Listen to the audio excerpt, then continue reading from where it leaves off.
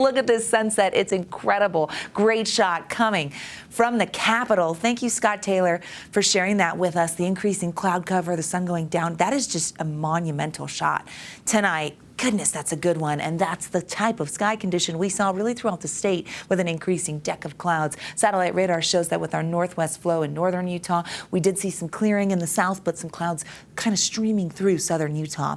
Drier right now. This is our brief little window of dry conditions tonight and into tomorrow, but that's going to change. I talked about the clouds that sneak through southern Utah. You see them there on our time lapse coming out of Ivins. 54 for the high in Salt Lake, 47 in Logan, 49 in Provo, 50s in Moab, 63 in St. George, close to average or just slightly above it. We spent a bulk of the afternoon and evening today in Salt Lake in the 40s. Heading into tonight with the cloud cover, we're keeping with those upper 30s, partly cloudy conditions. Outlying areas could fall into the freezing point arena, so around the low 30s, but mid 30s expected in the city. We'll see low 40s by 9 a.m.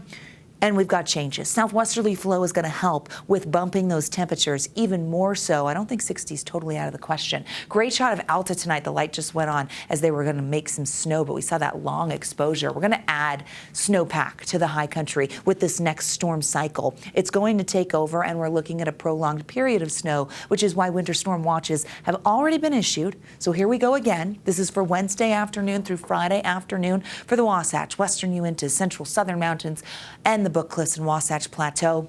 We're expecting winter driving conditions on any mountain routes, but we're going to get a decent amount of snow in a short amount of time. And of course, that comes with hazards, but it's all going to kick off tomorrow night. Our Futurecast walks us through what to expect, and you're going to start to notice those changes with clouds that southwesterly flow by tomorrow morning. We're watching that next storm system moving to our west. There's the warm front with echoes of moisture by the afternoon showing up in the west desert. Southerly flow does not favor Salt Lake City, so we will see some surrounding areas with some light showers, prefrontal showers, and then here comes the warm front. By 6 p.m. we see a lot of wet weather over there in Nevada. That eventually that front slides on through. Heavy precip tomorrow night for southern Utah. That goes all the way down into St. George. Good news for the mountains and the snowpack. We get mountain snow in northern Utah and heavier rain. Primarily a rain event for our valleys. There's just one hiccup with that. We'll get there. As you kind of watch this moisture here, we are by Thursday at 10 a.m. We're looking at periods of precipitation, so valley rain, mountain snow, and the snow level falters a little bit. Here we are by Thursday night. We get a front that's going to come on through, and that's going to bring cooler air and drop the snow level. Here we go by Friday afternoon with mountains and possibly scattered snow showers even in our valleys.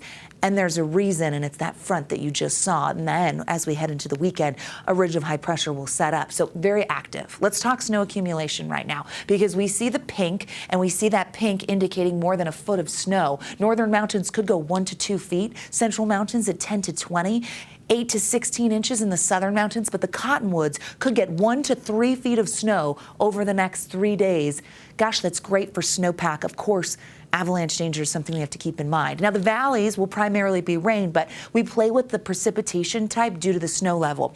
Tomorrow morning, snow levels at 5,000 feet. But we're dry. We start to see moisture come in, but with the warm front, we actually jump to 6,000 feet for the snow level by tomorrow night. We stay high by Thursday morning at 6,500 feet. We cool throughout the day, and we watch that snow level actually start to fall. Heavier precipitation will aid in that, and then the cold front comes through. So by Friday, we've got that snow level down to the valley floor, which is why scattered snow showers are possible. Let's talk travel impacts right now. Always want to forewarn you, this is for Wednesday evening through Thursday evening. Mountain routes, you're going to see snow. Sardine Canyon, Logan Canyon, US 40, the Cottonwoods, and then towards Bryan Head. Those areas could see periods of road snow where we're seeing yellow above 5,000, 6,000 feet. That's where we're going to see road slush. So impacts are there. We're going to update this as we head into Friday because things could get a little interesting. What's interesting, staying with that, and fascinating as we look throughout the state, over the next 3 days, models are picking up on measurable moisture statewide,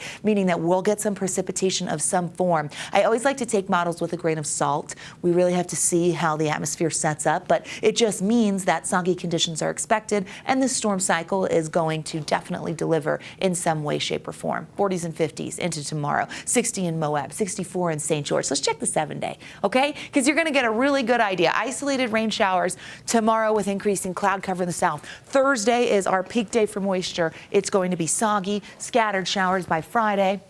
The weekend shows up, high pressure shows up, and then we lose that hour. Yeah, we're springing ahead. Here's the Wasatch Front, where we see those 50s turning to 40s. We know that we get mixed precipitation by Thursday.